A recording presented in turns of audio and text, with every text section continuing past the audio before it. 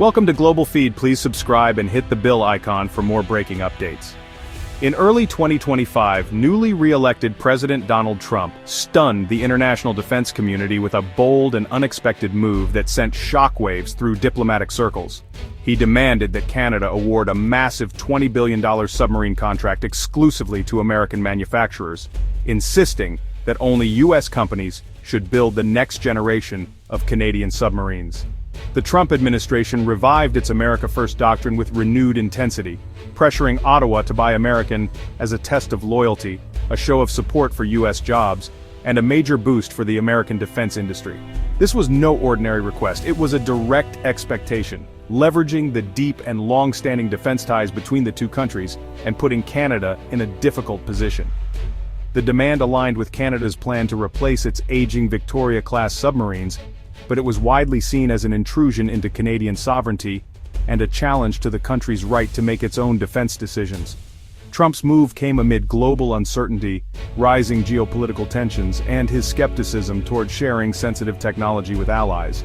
He even questioned the value of the AUKUS Pact, casting doubt on traditional alliances. For Canada, being told how to spend $20 billion on a critical defense project was unacceptable, and many officials saw it as a direct threat to their autonomy. The demand sparked a diplomatic firestorm, forcing Canadian leaders to weigh the risks of defying their most powerful ally against the urgent need for independent decision-making and the protection of national interests. The stage was set for a major confrontation over the future of North American defense cooperation, with the world watching to see how this high-stakes standoff would unfold. Canada responded swiftly and firmly, refusing Trump's demand for an exclusive submarine deal with the United States. Instead, Canadian officials insisted on a fair, open competition for its submarine replacement project, emphasizing transparency and accountability. Prime Minister Mark Carney's government made it clear, Canadian defense procurement would not be dictated by Washington or any foreign power. Ottawa argued that a competitive process was essential to get the best value and capability for taxpayers and the Navy, ensuring the fleet would be modern and effective for decades to come. Abandoning the process for a sole-sourced U.S. deal would undermine Canada's procurement integrity and sovereignty, setting a dangerous precedent for future military acquisitions. The refusal marked a turning point, prompting Canada to accelerate its search for alternative partners and broaden its global defense outlook. The focus shifted to Europe and Asia, where established submarine builders could offer advanced technology, proven reliability, and timely delivery schedules. This pivot was about more than submarines. It was a strategic move to diversify Canada's defense relationships, foster innovation, and reduce reliance on the U.S. for critical military assets.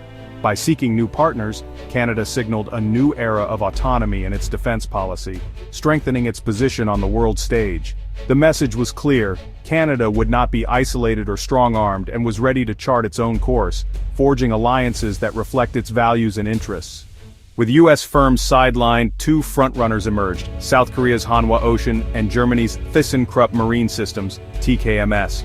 Both offered advanced, non-nuclear submarines, exactly what Canada needed. Hanwha's bid included up to 12 KSS-3 submarines, air-independent propulsion, vertical launch systems, and a promise of fast delivery, plus $1 billion in extra military hardware. Germany's TKMS proposed its Type 212 CD design, but faced production bottlenecks due to existing commitments to European navies. Europe's defense industry was already stretched by the war in Ukraine, making South Korea's faster timeline even more attractive. For Canada, the decision hinged not just on technology, but on which partner could deliver on time and on budget. The competition highlighted the global scramble for defense capacity and Canada's determination to get the best deal for its needs. The outcome would shape Canada's Navy and its alliances for decades. The submarine standoff triggered a dramatic shift in Canadian defense policy. Prime Minister Carney declared the era of automatic alignment with U.S. security policy over, signaling a new era of autonomy. Canada's new doctrine made defense choices based on national interests, not U.S. expectations.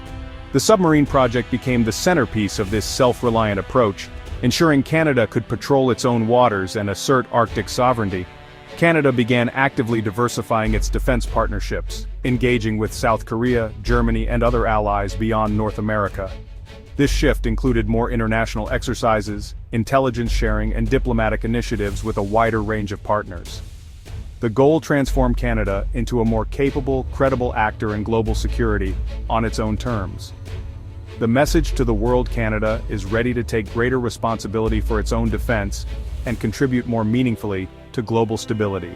Canada's rejection of the U.S. submarine demand strained one of the world's closest alliances, sending shockwaves through diplomatic and military circles on both sides of the border. This unexpected move marked a turning point in the relationship, raising questions about the future of North American security cooperation. In Washington, the move was seen as a snub and a challenge to continental defense solidarity. U.S. officials expressed concern that Canada's decision could set a precedent, potentially encouraging other allies to assert greater independence in security matters. Prime Minister Carney's declaration of a new defense posture unsettled U.S. policymakers, prompting a re-evaluation of trust and cooperation. Canadian officials, meanwhile, emphasized the need for a more balanced partnership, reflecting changing global realities and national priorities. While core agreements like NORAD remain intact, day-to-day military and intelligence collaboration could face new hurdles.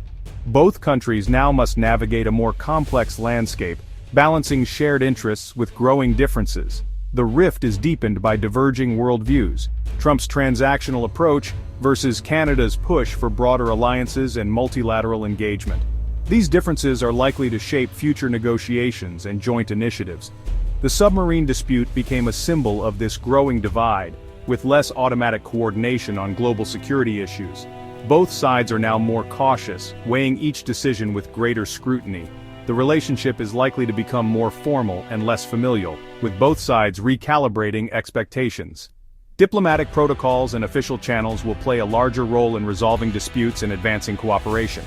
Canada must prove its value as an ally in new ways, while the U.S. may be less willing to share sensitive technology. This shift could impact joint projects and the development of future defense capabilities. Rebuilding trust will require careful diplomacy to prevent the world's longest undefended border from becoming a source of friction. The coming years will test the resilience and adaptability of this historic partnership, as both nations seek common ground in a rapidly changing world. Ironically, the U.S. demand came as its own submarine industry was stretched to the breaking point. American shipyards were at full capacity, struggling to build enough nuclear submarines for the U.S. Navy, let alone for allies. Critics within the Trump administration argued the U.S. couldn't spare resources for Australia under AUKUS, yet demanded Canada buy American. Even if Canada had agreed, U.S. shipyards likely couldn't deliver submarines on time, given their massive backlog. Canada's urgent need to replace its Victoria-class fleet by the early 2030s made the U.S. offer impractical. This production crunch gave Canada a logical reason to reject the deal, beyond sovereignty concerns. Meanwhile, South Korea's Hanwha could promise faster delivery, giving it a decisive edge. The U.S. shortage weakened its negotiating position and opened the door for international competitors to meet Canada's needs. Canada's submarine saga marks a turning point for North American defense. By rejecting U.S. demands, Canada asserted its strategic independence and signaled a new, more balanced partnership. Acquiring modern submarines from South Korea or Germany will strengthen Canada's navy and its global standing, but defying the U.S. brings risks. A cooler relationship could affect trade, intelligence, and continental security. For the U.S., the episode is a lesson in the limits of influence, even over close allies. The America First approach may alienate partners and create openings for competitors. The U.S.-Canada alliance will endure, but it will be more balanced and less hierarchical. The future of North American defense will depend on both nations' ability to adapt to this new reality, one built on mutual respect, not unilateral demands.